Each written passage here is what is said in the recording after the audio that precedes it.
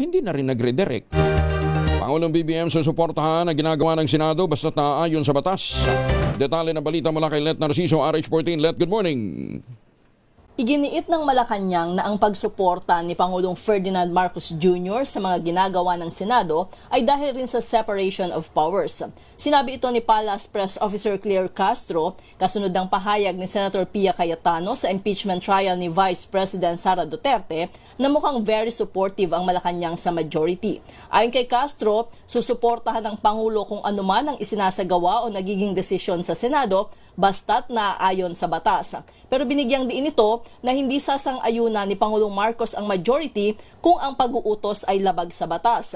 Inihalimbawa nito ang lock and load order, pagpapaputok at pagpapatakas. Sa mungkahing pagtawag sa Malacanang, sabi ni Castro, hindi na kailangang mag-utos ni Senator Cayetano sa iba dahil kahit ang senadora ay pwedeng gawin ito.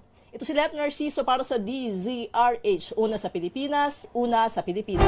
Maraming salamat, Let. Ang